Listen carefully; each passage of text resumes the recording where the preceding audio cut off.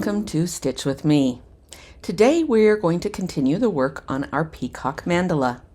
Let's get started. Okay, first we have to figure out what we want to do on the next round. The next round is these pointed little ones right here. And then there's some tiny little ones here, and then there's lots of big ones around there. Okay, let's see. I was thinking that we probably want to start with a lighter color on the inside. So my choices are this blue. I think we're going to go with the light blue. So that's the color we're going to do. Now we have to figure out what stitch we're going to do for those. I think first I'm going to go ahead and stitch along the edges of them. I'm going to do a stem stitch on the edge, and that will outline them, and then we'll figure out what we're going to put in the middle. So let's thread our needle. Sometimes doing that outlining part will kind of identify how much space we have there and what we want to work with. Okay, let's pull this down. So that you get a better view of it. Is it on? It is not on. There we go. That's a better view of it. Okay. Now I can even see the lines. Start right here. And we'll just stem stitch along the sides. One thing to keep in mind when you are stem stitching is what to do when you get to a point, and I'm going to show you one of my favorite tricks. Looks like I might need to mark a little bit more carefully. Yeah, that spot goes up high, so it's right there. Some of them are harder to see. There's one. Going to darken some of the marks so that we know where we're going.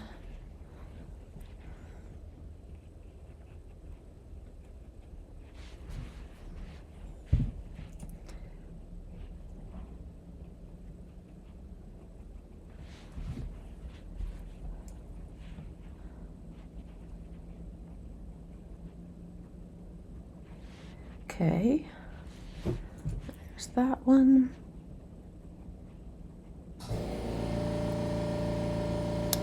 Forgot to shut the door into my workroom, so we get to listen to the air compressor recharge.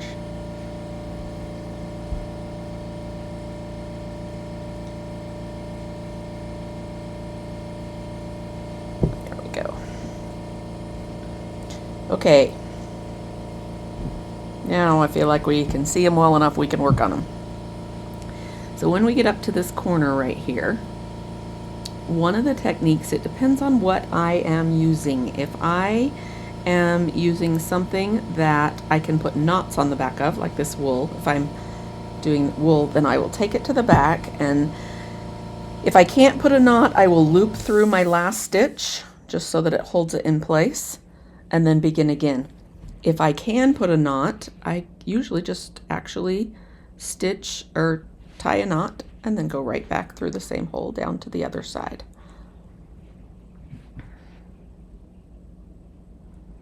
I'm doing these fairly tiny stitches because there's a bit of a curve to this shape, and I'm hoping that with the tiny stitches we can maintain the curve. And because stem stitches are a little tricky in that the length of the stem stitch, which goes from the back of this stitch to the front of this stitch, can cut off curves unless the stitches are tiny.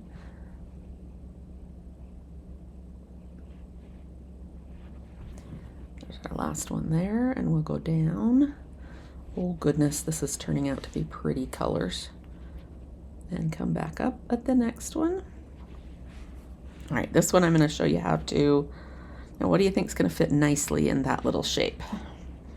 Let's be thinking about that. Some of the things are some pistol stitches, graduated pistol stitches where the top one is tallest. We could put a little just leaves and a flower in there. My theme where it's peacock, I don't know if I want to go florals, but even the peacock eye, we might replicate a tiny little peacock eye in there. So let's go ahead, oops, and go down to the back on this one. And rather than weaving through the last stitch, I want to show you the other method. So I just tie a knot right here, and that will keep it from coming back through. Then we can go ahead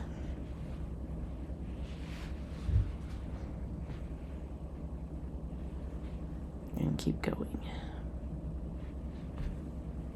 This part is one of the things that I love about doing the mandalas, because I mean, obviously there's a first one of every one of them, but then you get to just relax and repeat that same thing, either 5 more, or kind of depends on what your repeat is. Usually my mandalas have 6 or 8 sections.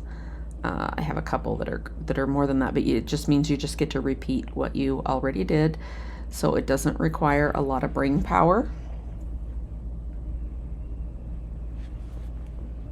Okay, to the back.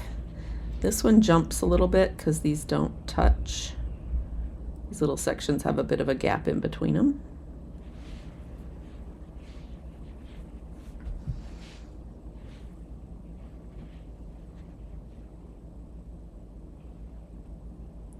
And that is not going to be a stem stitch because the thread is not pulled towards me. There we go.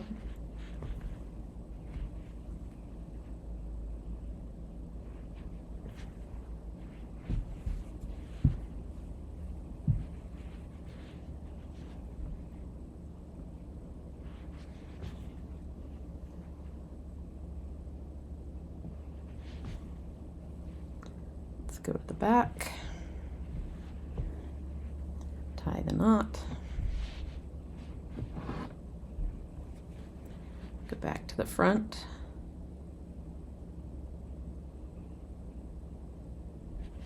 I'm feeling with my fingers on the back where that knot is so that I don't go through the knot, but I come as close as I can to coming up in that same space.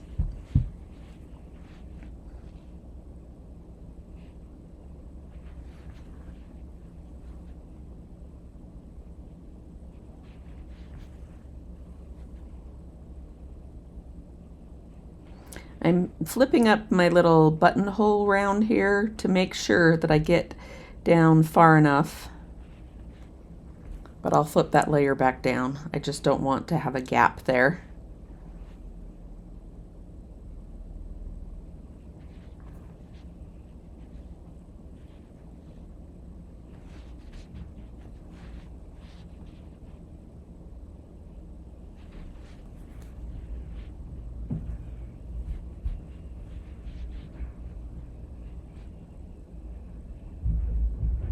There we go.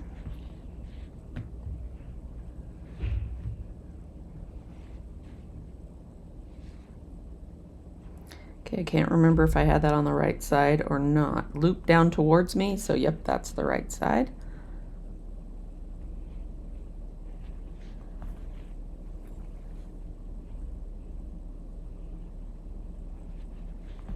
Looks like creates a good line and a good shape if I have about 4 stitches along, oh, excuse me, along there.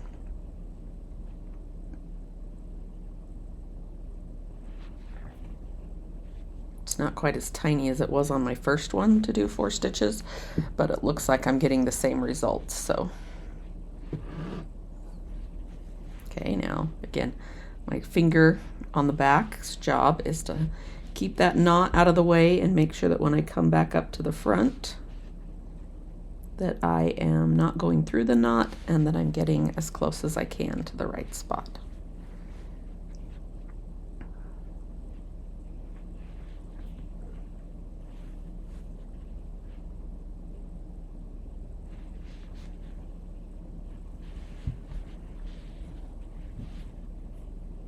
because I don't want a big gap there. That one's got a little bit bigger gap than I wanted. Part of that is just the nature of wool, because it's forgiving and stretchy and will pull in places that you didn't mean for it to pull. So we'll try to get closer to the rest of them.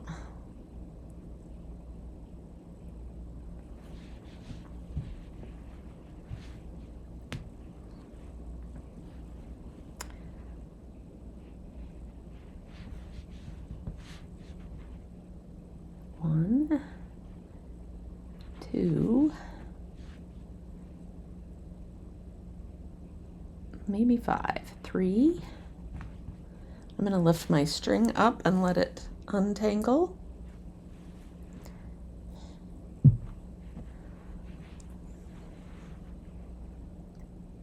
4 and 5 to the tip. Yeah, 4's a little bit, 4 we're going to lose our curve on the round. Okay, are you loving this as much as I am? I was nervous to use this color because I didn't know if it would be too light, and I am loving how it's turning out.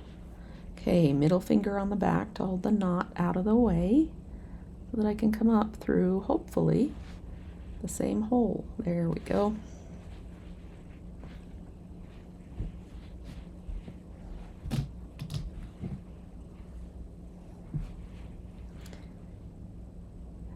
For the outlines on these, I don't outline until I kind of know what I want to put on the inside, in case it's something like this where we did the blanket stitch, because the blanket stitch automatically gives me an outline. So I need to know if I'm going to do a stitch that's going to give me an outline before I start, and then I go ahead and do the outline first and then the fill in each section. Looks like we are about, we do not have enough thread to finish these stitches without rethreading, and it looks like I'm fighting with the thread here, so I think I'm gonna rethread.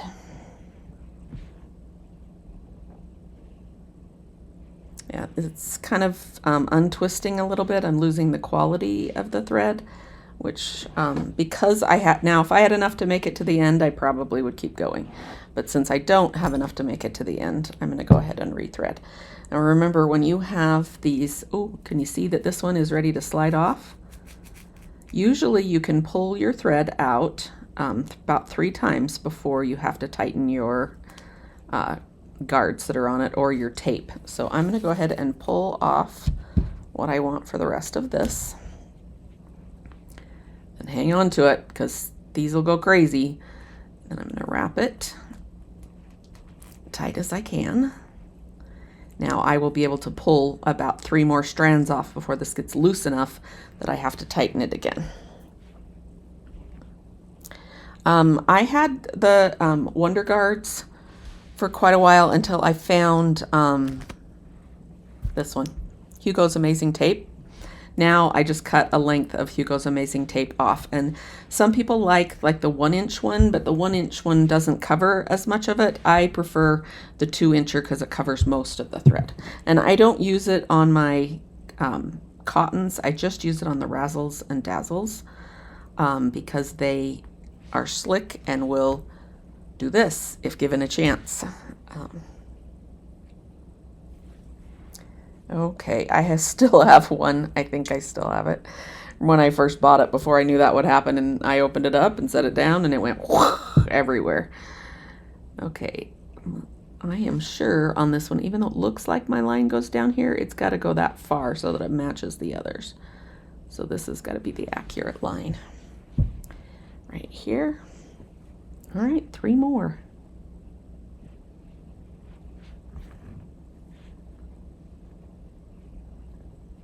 Come on, there we go. Towards me, stitch number 2 up this side. Okay, so do I usually count them? No.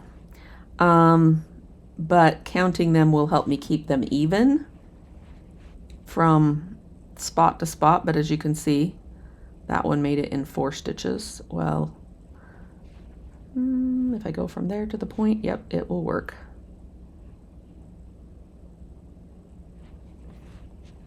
That's just, that one ends up being kind of long right there. Pull it to the back, tie our knot. Use your finger to hold the knot out of the way so you can come up in the same hole. And back down the other side. So have you figured out what we should put inside of these guys?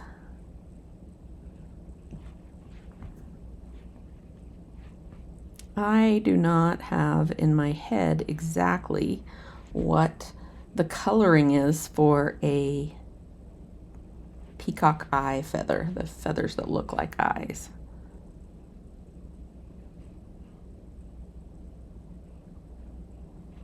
So I would want to look at one of those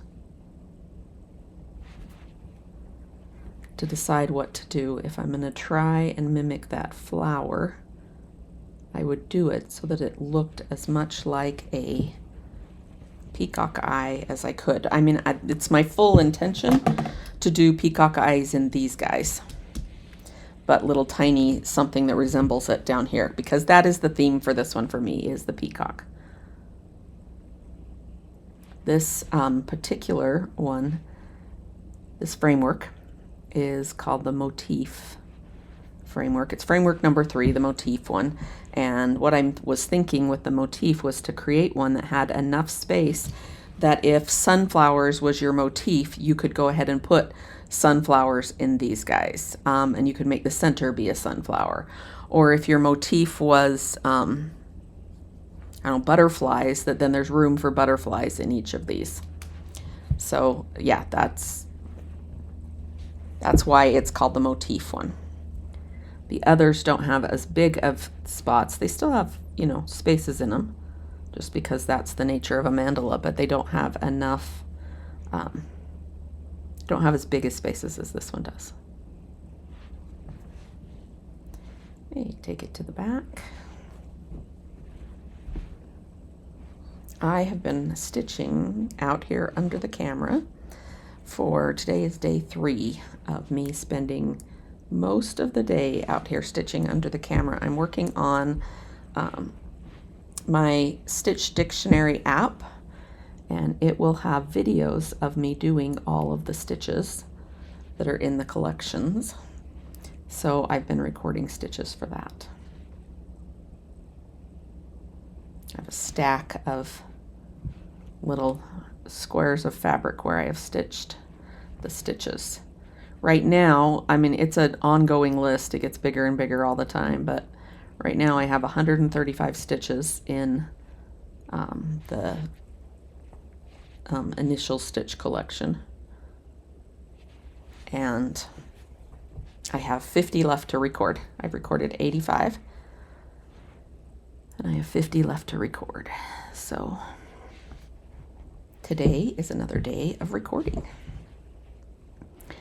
That's not normally, the recording stuff like this is less than 1 day a week, about a half a day a week.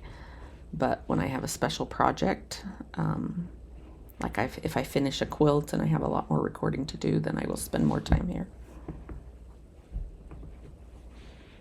Right now I have my We the People backdrop behind me, you can see. I think I'm finished with the We the People recording, but until I have them all edited and uploaded, I'm going to leave that backdrop up, and then I'll put my regular backdrop back up.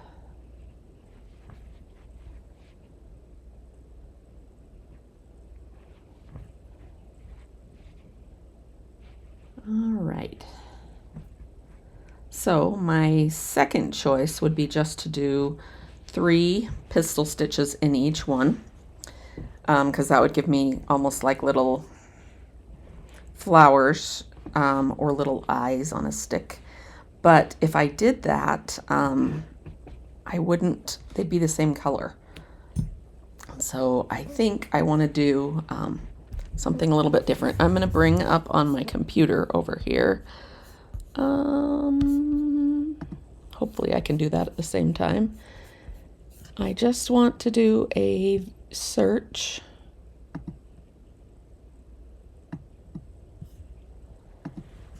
of peacock feathers. Okay, so they have lines around them like this that are kind of, I wonder if I don't know if I'm smart enough to show you that, but let's see if I can show you what I'm going to be thinking in my head. Nope, that's not going to work. I need more stuff around here so that I can show you. Let's see. We'll just grab whatever we can find around here. So they have the eye, and then the eye is kind of held in place. It's got a bright little kind of cup to hold it in place, and then it has a dark eye right here. And I think that's what I'm going to replicate in each of those things. I'll do a fly stitch with something bright, and then I'll do a French knot right there in the middle of each one of them. So let's see. Let's pick some colors to do that with. Okay, so those French knots that are in the middle are a deep blue, closest to like this one. So yeah, we'll do a French knot in the middle, or a colonial knot out of the bright blue. And then the thing that holds it in place is, it's bright. We could use the same color that we had here, but I don't know if that one will stand out as much as if we use even a slightly different color to hold it up. No, I don't think that one's different enough. Or we can use the gold. Let's use the gold to hold it up. All right. You know what? Remember, if we don't like it when we get done, we can pull it out and do it again. Okay, so again, I'm getting to the end of where my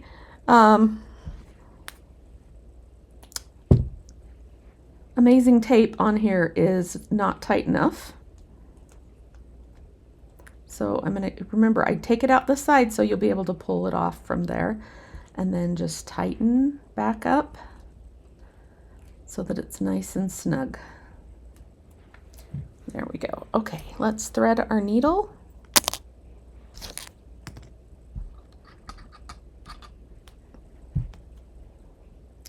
We're not doing French knots with this one, we're doing fly stitches. So I'm going to go ahead and use just a regular chenille needle. Let's see what we can fit in this tiny little space. What I want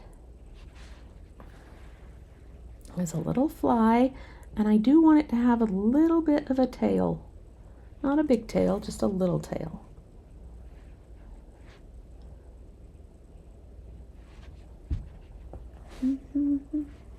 Okay, there we go.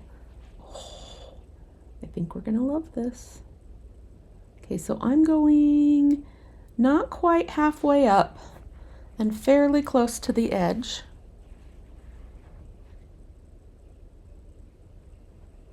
And then leaving myself enough space to give it a little tail. And that's easy because the way that this was drawn, the spot where the tail goes in between the petals, so it works out really well. Okay, just shy of half.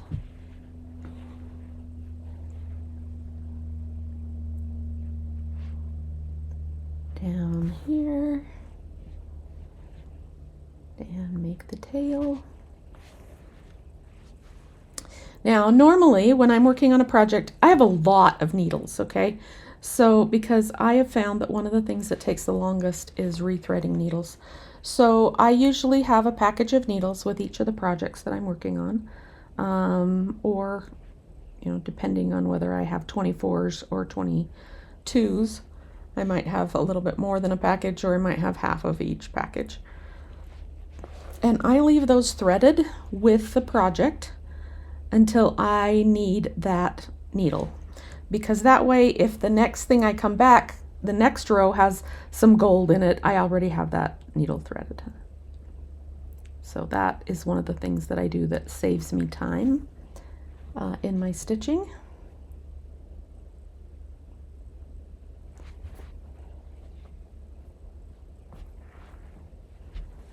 Okay, 3 more. Yeah, these are going to make the perfect little seats for our eyes.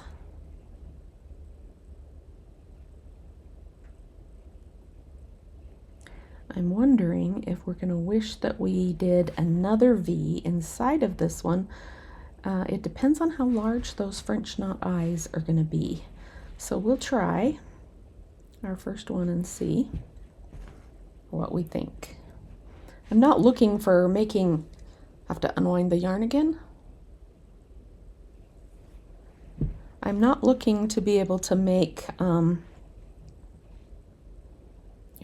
to do exactly a peacock eye in this tiny of a space, but I do want it to be a little bit recognizable. I would love it if it didn't just look like we randomly picked something. Okay, this one seems to be a little smaller. No matter, even though you have a perfectly cut template, because it's hand stitched, it isn't perfect. It won't be perfect, but you won't look at it and go, oh, look, that one's small. In making my biggest one, my bright on black one, it's the worst one because I did a lot of eyeballing. I didn't have the tools, and then I started manufacturing the tools as I was working on it to become what I needed it to become. And so as a result, there are places on it where not even close. The shapes are not the same size all the way around. So because of that, and it still looks amazing. So I know you don't have to stress or worry about that. All right, this one we need in a bullion knot needle. If I remember correctly, I have, there it is, a bullion knot needle. Is that one bullion knot? No, that one is a Milner's needle. I don't have all of my needles out here. There's the bullion knot needle. It is the smaller bullion knot needle, but it will work with, Razzle and Dazzle are supposed to be a size 8. So it should go through my smaller bullion knot needle just fine. I think it would work in either one. I'm going to snip off this frayed part on the end. I could just tie my knot higher, but that's a little more complicated. All right, let's try putting a French knot right here. I don't want to tuck it down in too far. There we go, right there. Okay, let's do, should we do colonial knot? Colonial knot, cross it over. So you got two parallel, tuck it under, perpendicular, and wrap. Let's try that and see what we think. I could wrap it twice. It'll make it a little bit bigger. Okay, I'm looking at that going, I think I want it bigger. So let's do either 2 wraps colonial or 3 wraps French. 1, 2.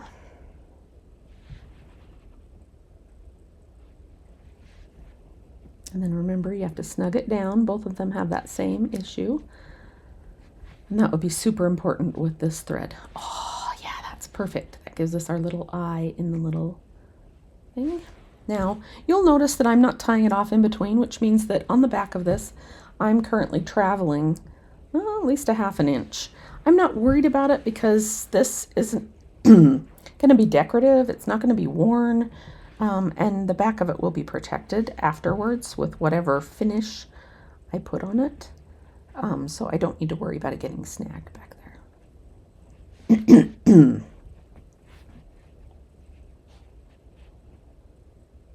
Okay. The top of an eye, I might put, okay, under, perpendicular, 1, 2. Need a very fine green thread. I wonder if I have any that are fine enough it would work.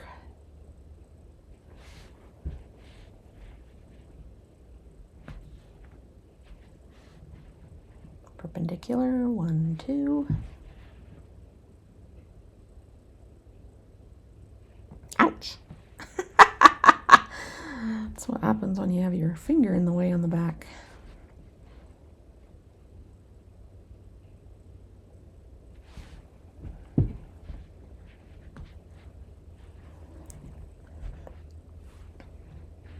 One, two.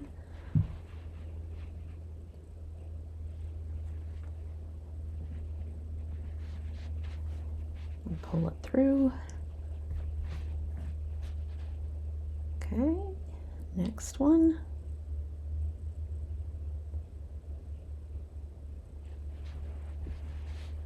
Okay, right now they don't give me the illusion of a peacock eye. That might just be because they're so small. But I don't dislike them, so I'm going to leave them. And I might add one more thing to the top. We'll see when we get around here to the end.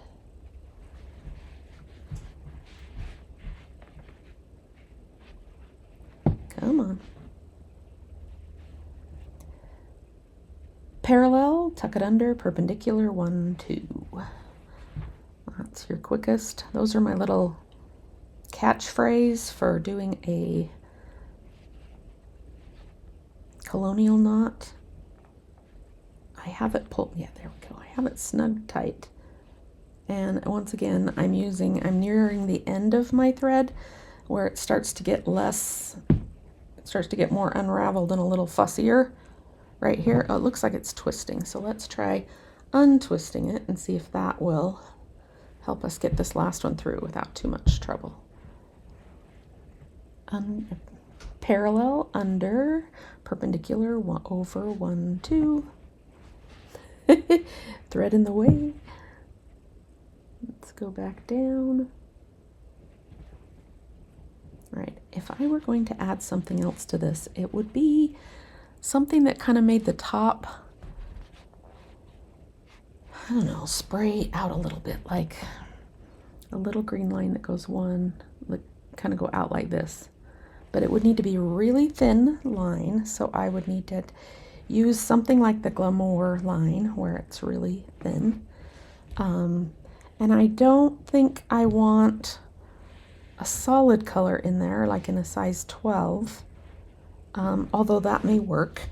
So probably what I'm going to do is just hold off on adding anything more to that until I get further along. Let's see what I have. I have Glamour in a teal, but I don't have it in like this color green, and that's the color that I would prefer. The other option is we could use one of my fancy little gold ones and do little gold lines coming out. But I think I'm going to wait and see if I want more detail up that close or if I don't. So that is where we are going to stop today, is with that next little round done. And then we will come back next time and do the little curved ones in here and see what we decide to do for those. Okay, see you next time.